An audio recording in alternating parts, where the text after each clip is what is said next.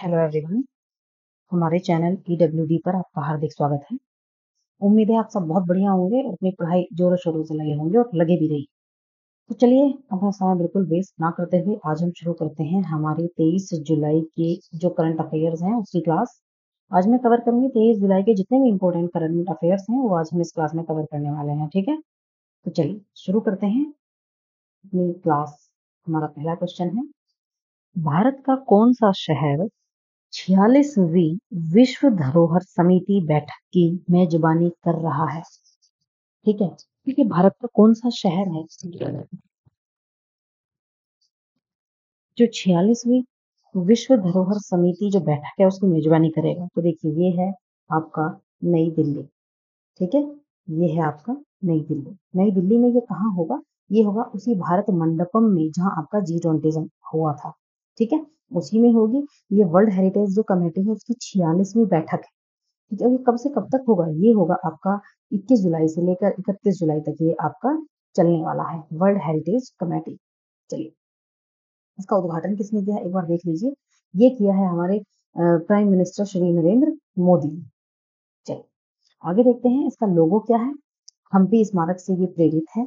और इसकी टैगलाइन क्या है? टैगलाइन बहुत इंपॉर्टेंट है, एक बार देख लीजिए। इसकी टैगलाइन है सह नो यशः। तो सहनो यशः का अर्थ है हमारा गौरव बढ़े। ठीक है, ये इसकी थीम है। ये जो टैगलाइन है कहाँ से ली गई है? ये ली गई है आपकी तैत्तिरीय उपनिषद से। अच्छा, आप मुझे कमेंट बॉक्स में बताएंगे कि जो उपनिषद हैं, ठीक है, इनकी संख्या कितनी है? ठीक है, टोटल उपनिषद कितने हैं ये आप मुझे कमेंट करके बताएंगे। बहुत सिंपल सा क्वेश्चन है। ठीक है, बताइए कमेंट बॉक्स में कि उपनिषदों की संख्या कितनी है। अच्छा चलिए, अब हम बात कर रहे थे वर्ल्ड हेरिटेज कमेटी की। तो इसमें जो कुल सदस्य हैं वो कितने सदस्य हैं? वो हैं इसमें 21 सदस्य। और भारत अब तक 4 बार वर्ल्ड हेरिटेज कमेटी जो है उसका सदस्य रह चुका है। ठीक है, पहली बार कब रहा था? 1985 से 1991 तक भारत इसका सदस्य रहा और अब तक 4 बार रह चुका है। तो देखते हैं इसमें किस किस चीज पर चर्चा की जाएगी। तो ये की जाएगी वर्ल्ड हेरिटेज फंड के जो उपयोग हैं ये उसको बताती है, और सदस्य देशों के अनुरोध पर देशों को जो धरोहर है उसके संरक्षण के लिए वित्तीय सहायता देती है। हम बात कर रहे हैं वर्ल्ड हेरिटेज कमेटी। ठीक है, और क्या करती है ये बैठक? इसमें क्या है, किसी स्थल या धरोहर को वर्ल्ड हेरिटेज लिस्ट में शामिल करने का निर्णय जो लेना है उस पर चर्चा की जाती है। कोई साइट है वो कितनी पुरानी है, कितनी सांस्कृतिक है, उसका वहाँ के लोगों से क्या जुड़ाव है, हर चीज देखी जाती है। उसके बाद इस पर डिस्कशन किया जाता है कि वह जो प्लेस है या कोई धरोहर है या कोई स्थल है क्या वो वर्ल्ड हेरिटेज लिस्ट में शामिल करने योग्य है या नहीं, इस पर चर्चा की जाती है। ठीक है, तो अच्छा ये अब बात कर रहे हैं वर्ल्ड हेरिटेज कमेटी जो मीटिंग है ये कब से होती है? ये होती है वर्ष 1977 से। 1977 से ये शुरू हुई थी। ठीक है, और बैठक जो है साल में एक ही बार होती है। और इसमें क्या होता है, कन्वेंसेशन के क्या है 21 सदस्य देशों के प्रतिनिधि इसमें शामिल होते हैं। ठीक है, 21 देशों के सदस्य, देखिए बारी बारी से ये चेंज होते रहते हैं और 21 देशों के जो प्रतिनिधि हैं वो इसमें शामिल होते हैं। ठीक है, जिन्हें उनकी जनरल असेंबली द्वारा चुना जाता है। अब देखिए इसका काम क्या है, फाइनेंस एलोकेशन, नई जो विरासत स्थल है उसको शामिल करने पर चर्चा, धरोहर स्थलों के संरक्षण के संबंध में इसमें चर्चा की जाती है। और यूनेस्को साइट पर इनमें जो कुल हैं वो कितनी हैं? भारत की बात कर रहे हैं तो UNESCO site in India, Bharat में जो यूनेस्को साइट है वो कितनी है? वो टोटल है 42, जिसमें सांस्कृतिक है 34, प्राकृतिक है 7 और मिश्रित है 8। ठीक है, समझ गए भारत में कितनी है टोटल जो यूनेस्को साइट है? वो है 42, जिनमें 34 सांस्कृतिक हैं, 7 प्राकृतिक हैं और 1 मिश्रित है। चलिए अगला प्रश्न हम देखते हैं।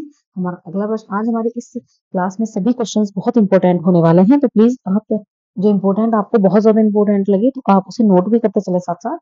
ठीक है, तो चलिए शुरू अगला प्रश्न लेते हैं। पद्मश्री पुरस्कार से सम्मानित कमला पुजारी का निधन हो गया, इनका संबंध किस क्षेत्र से था? देखिए पहली बात तो फीमेल है और दूसरी बात ये संबंधित थी कृषि से।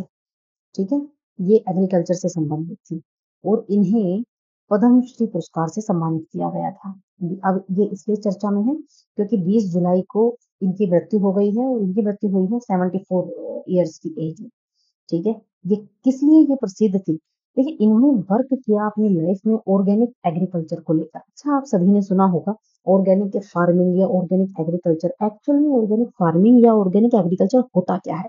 देखिए ये खेती का वो प्रारूप होता है, ये खेती का वो तरीका होता है जिसमें हम रसायनों या उर्वरकों का प्रयोग ना करते हुए फसलों में नेचुरल जो प्राकृतिक खाद है उसका प्रयोग करते हैं, या रसायनों और उर्वरकों का बिल्कुल ना के बराबर हम प्रयोग करते हैं, ठीक है। और जो फसल है वो इस तरीके से उगाई जाती है कि उसमें केवल प्राकृतिक चीजों को ही डाला जाए, जिससे उसमें रसायन ना आए और मिट्टी की उर्वरकता जो है वो अच्छी से अच्छी बनी रहे। उसके लिए हम प्राकृतिक चीजों का इस्तेमाल करते हैं, ठीक है। तो उसे हम ऑर्गेनिक फार्मिंग कहते हैं, ऑर्गेनिक एग्रीकल्चर कहते हैं। तो ये जो कमला पुजारी हैं ये इसलिए प्रसिद्ध थी क्योंकि इन्होंने ऑर्गेनिक एग्रीकल्चर को बढ़ावा देने में अपनी अहम भूमिका निभाई थी, ठीक है। ये कहाँ से थी? ये थी आपकी उड़ीसा राज्य थे, और ये हैं परोजा जनजाति से ये संबंधित है। एक प्रश्न आपका ये भी बन जाता है कि ये जनजाति कहाँ से संबंधित है? तो ये कहाँ से संबंधित है परोजा जनजाति? ये उड़ीसा से संबंधित, ठीक है। चलिए, इन्हें पद्मश्री अवार्ड मिला था वर्ष 2019 में। क्यों मिला? क्योंकि इन्होंने जैविक जो खेती है, जो मैंने आपको बताया जैविक खेती खेती क्या है, ऑर्गेनिक फार्मिंग, उसको बढ़ावा देने के लिए स्वदेशी जो बीज हैं उनकी 100 से अधिक किस्मों के संरक्षण के लिए इन्हें ये पद्मश्री अवार्ड दिया गया था, ठीक है। इन्हें 2 अवार्ड और मिले। एक है इक्वेटर इनिशिएटिव अवार्ड। इस अवार्ड का नाम है इक्वेटर इनिशिएटिव अवार्ड। ये मिला इन्हें वर्ष 2002 में साउथ अफ्रीका में इन्हें ये अवार्ड मिला। एक होता है बेस्ट फार्मर अवार्ड, ये मिला इन्हें 2004 में उड़ीसा सरकार द्वारा, ठीक है। तो चलिए अगला प्रश्न हम देखते हैं। हमारा प्रश्न है पर्यावरण संरक्षण के लिए ग्रोस एनवायरनमेंट प्रोडक्ट इंडेक्स यानी जीईपी इंडेक्स की शुरुआत करने वाला भारत का पहला राज्य कौन सा बना है? बहुत अच्छा क्वेश्चन है। तो देखिए पर्यावरण संरक्षण के लिए वर्क कर रहा है इस समय। तो जो जीईपी इंडेक्स शुरू की है ये की है आपकी उत्तराखंड ने, ठीक है। तो उत्तराखंड ने क्या किया है, एक जीईपी इंडेक्स शुरू करी है। इस इंडेक्स में क्या होगा देखते हैं। इसे तैयार करने में ये क्या करेंगे, जल, जंगल, जमीन और वायु इन सभी कारकों का ये प्रयोग करेंगे। और ये प्रयोग करके करेंगे क्या? इसका उद्देश्य होगा एनवायरनमेंट पर वर्क करना, ठीक है।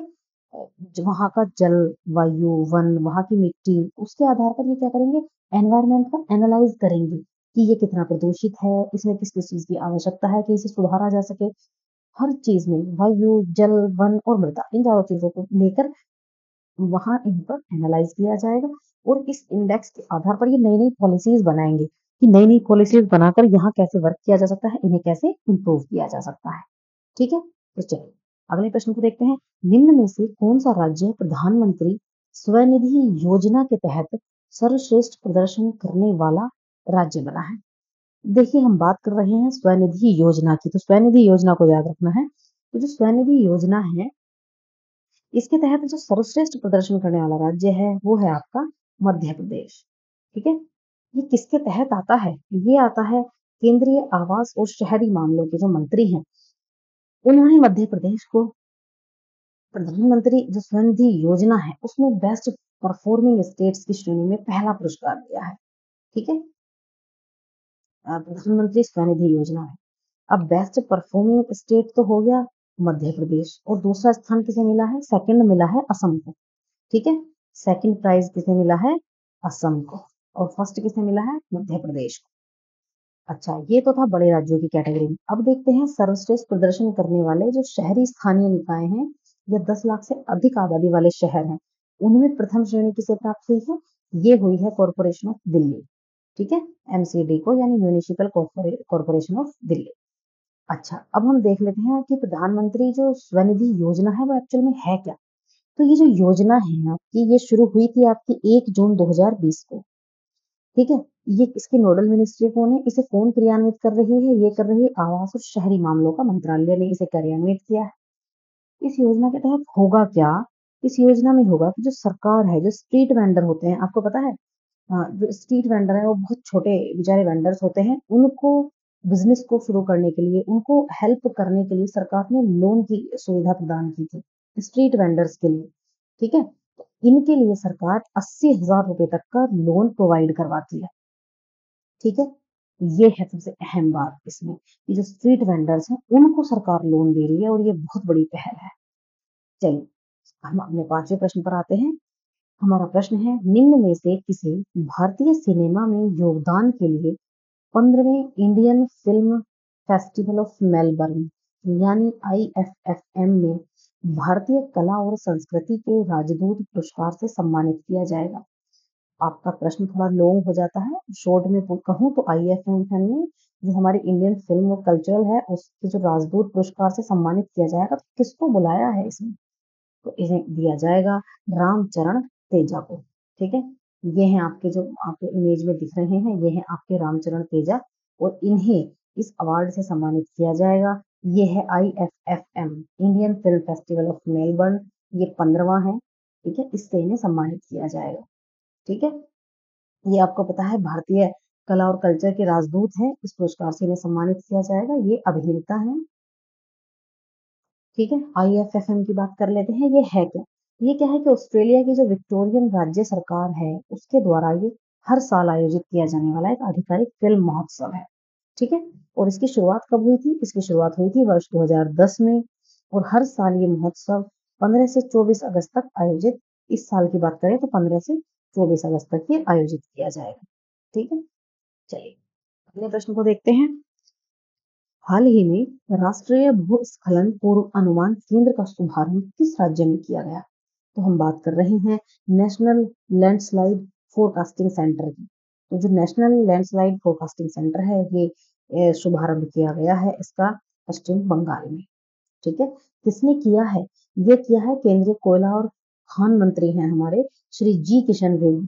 जी किशन रेड्डी ने इसका जो है शुभारंभ किया है। कहाँ किया है? वेस्ट बंगाल के कोलकाता में इसकी शुरुआत की है। ठीक है, और इसके साथ ही क्या करेगा? इसके साथ ही इन्होंने एक काम और किया है कि जो ये वेब पोर्टल है हमारा भूकंप से रिलेटेड और मोबाइल ऐप, ठीक है, इसको भी लॉन्च किया है। इसको लॉन्च करने से क्या होगा? इस पे हमें भूकंप से रिलेटेड जो इंफॉर्मेशन है वो प्री इंफॉर्मेशन हमें मिल जाएगी। ठीक है, और ये काम क्या करेगा, कैसे करेगा कि भूस्खलन के जो खतरे हैं, ठीक है, लैंडस्लाइड के जो खतरे हैं उनको कम करने के लिए और उनसे प्रभावित लोगों को जो प्रारंभिक चेतावनी है उसको प्रदान की जाएगी। ठीक है, लैंडस्लाइड यानी जब भूमि आपने देखा होगा यहाँ पहाड़ खिसक गए, गिर गए, ये सब चलता रहता है, हिल एरिया में बहुत ज्यादा नुकसान इससे होता है। ठीक है, तो ये लैंडस्लाइड के लिए आपको ऐप और ये जो पोर्टल है ये लॉन्च किया गया है।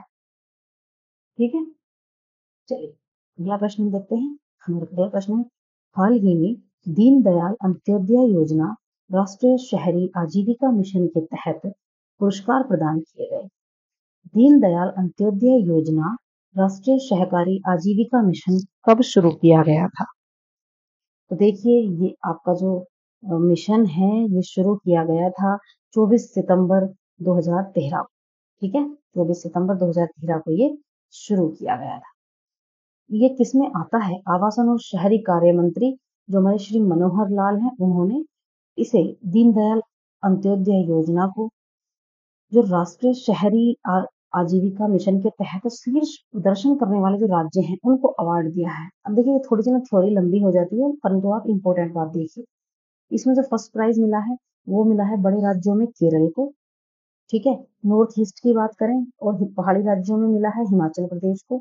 बेस्ट टेक्निकल में जो बेस्ट है ये अवार्ड मिला है आपका मध्य प्रदेश को और सिटी में सर्वश्रेष्ठ साझेदारी के लिए मिला है आपको उड़ीसा। ठीक है, ये क्या है मिशन? इस मिशन का पूरा नाम है दीनदयाल अंत्योदय योजना जो राष्ट्रीय शहरी आजीविका मिशन। शुरुआत हुई थी इसकी 24 सितंबर वर्ष 2013 से इसकी शुरुआत हुई थी। किस मिनिस्ट्री के तहत ये आता है? तो ये आता है आवास और शहरी मामलों के मंत्रालय के तहत। ठीक है, तो क्या है शहरी जो गरीब हैं उन परिवारों को ये सेल्फ एम्प्लॉयड करने के लिए, उनको रोजगार प्रदान करने के लिए, उनको स्किल देने के लिए इसको शुरुआत की गई थी। और जो शहर के बेघर लोग हैं उनकी आवश्यक सेवाओं के साथ आश्रय देना इसका ये इसमें ये काम करते हैं ऐसा। और जो सड़क विक्रेता हैं, ठीक है, उनकी आजीविका सुधारने के लिए समर्थन और सुविधाएं ये देते हैं। चलिए अगला और इम्पोर्टेंट क्वेश्चन देखते हैं। हाल ही में किस संवैधानिक आयोग के अध्यक्ष मनोज सोनी ने अपने पद से इस्तीफा दे दिया है? इम्पोर्टेंट क्वेश्चन है। तो जो मनोज सोनी है वो किस किस के इम्पोर्टेंट पद पर थे? तो ये थे यूपीएससी के अध्यक्ष, और इन्होंने अपने पद से इस्तीफा दे दिया है। ठीक है, तो इन्होंने जो रीजन बताया है अपने इस्तीफा देने का, वो इन्होंने अपना पर्सनल रीजन दिया है। इन्होंने कहा है कि ये मेरा पर्सनल डिसीजन है और मेरी ओन प्रॉब्लम्स हैं, इसलिए मैं ये इस्तीफा दे रहा हूँ। ठीक है, इनका जो कार्यकाल था अभी 2029 तक था, क्योंकि 6 ईयर तक होता है यूपीएससी की जो वो होता है कार्यकाल। ठीक है, अच्छा, तो अब किसी और को ही चुना जाएगा, बाकी इन्होंने इस्तीफा दे दिया है। चलिए, अब यूपीएससी की बात कर लेते हैं। यूपीएससी की फुल फॉर्म, यूपीएससी को आप जानते ही होंगे, यूनाइटेड स्टेट्स, माफ कीजिए, हम यूपीएससी की बात कर रहे हैं, यूनियन पब्लिक सर्विस कमीशन इसका नाम है। देखिए ये थोड़ा सा ना ये यूनियन है, इसकी वजह हो जाती है मिस्टेक क्लैरिकल। तो ये क्या है, यूनियन पब्लिक सर्विस कमीशन इसका पूरा नाम है। ये एक संवैधानिक आयोग है। इसकी स्थापना हुई थी 1 अक्टूबर 1926 को। ठीक है, 1 अक्टूबर 1926 को। आने वाले 2 वर्ष बाद इसके 100 साल पूरे हो जाएंगे। और ये संविधान के किस भाग में आता है, भाग 14 में, अनुच्छेद 315 से 327 तक इसका वर्णन है। चलिए, अगला प्रश्न हम देखते हैं। संयुक्त राष्ट्र जल कन्वेंशन जो है उसमें शामिल होने वाला 10वां अफ्रीकी देश कौन सा बन गया है। बात कर रहे हैं संयुक्त राष्ट्र जल कन्वेंशन की, तो इसमें शामिल होने वाला जो 10वां अफ्रीकी देश है वो बना है आपका आइवरी कोस्ट। ठीक है, हम बात कर रहे हैं आइवरी कोस्ट की। तो देखिए, आइवरी कोस्ट है, ये 10वां अफ्रीकी देश है जो आपका संयुक्त राष्ट्र जल कन्वेंशन में शामिल हुआ है। आइवरी कोस्ट की बात कर रहे हैं, आपको पता है इसको किस लिए शामिल किया गया है, सहकारी जल प्रबंधन को बढ़ाने के लिए इसे शामिल किया गया है। आइवरी कोस्ट की बात कर रहे हैं, तो इसका पूरा नाम है Republic of Cote d'Ivoire. Capital है यहाँ की यामोसुकुरो, और जो रॉबर्ट बुर्ज मेम्बे हैं ये यहाँ के प्राइम मिनिस्टर हैं। ठीक है, अलास्ने क्वाचारा प्रेसिडेंट है यहाँ के, और यहाँ की जो करेंसी है उसका नाम है वेस्ट अफ्रीकन सीएफए फ्रैंक। ठीक है, ये मैप में आप देख रहे हैं। ठीक है, ये है आपका आइवरी कोस्ट, साउथ अफ्रीका, ये अफ्रीका में स्थित है ये देश है। ठीक है, यूएनडब्ल्यूसी की बात कर लेते हैं। यूएनडब्ल्यूसी यूनाइटेड नेशंस वाटर कन्वेंशन है। यूरोप के लिए क्या है, ये संयुक्त राष्ट्र आर्थिक आयोग द्वारा जो स्थापित की गई है 5 पर्यावरण संधि उनमें से एक है। स्थापना कब हुई थी इसकी, वर्ष 1992 में ये स्थापित हुआ था। उद्देश्य क्या है, ट्रांस बाउंड्री जलमार्ग जो है और अंतरराष्ट्रीय झीलें हैं उनके संरक्षण और उपयोग पर सहयोग करना इसका उद्देश्य है। चलिए, अगला और अंतिम प्रश्न हम देखते हैं अपनी स्लाइड का। हमारा अंतिम प्रश्न है, पद्म विभूषण से सम्मानित डॉक्टर मार्तंड वर्मा शंकरन वलियानाथन का निधन हो गया। इन्हें किस वर्ष पद्म विभूषण पुरस्कार से सम्मानित किया गया था। तो देखिए, इन्हें पद्म विभूषण मिला था वर्ष 2005 में। ठीक है, वर्ष 2005 में इन्हें पद्म विभूषण से सम्मानित किया गया था। इनकी जो मृत्यु हुई है वो हुई है 90 वर्ष की आयु में। ये केरला से संबंधित थे, चिकित्सा के क्षेत्र से ये संबंधित थे। पद्म विभूषण 2005 में मिला, पद्म भूषण इन्हें 1990 में मिला, मेडिकल के यानी चिकित्सा में अपना सहयोग देने के लिए। ठीक है, तो आज के लिए इतना ही। ये आपके लिए जितने भी इम्पोर्टेंट फैक्ट्स थे वो हमने आज कवर कर लिए हैं। ठीक है, आज की क्लास में इतना ही है। तो चलिए, चैनल को सब्सक्राइब जरूर करें, बिल्कुल ना भूलें, वीडियोस को लाइक एंड शेयर कर ही जाएं। और चलिए, मिलते हैं हम आपको आपकी नेक्स्ट क्लास में। ठीक है, थैंक्स फॉर वॉचिंग।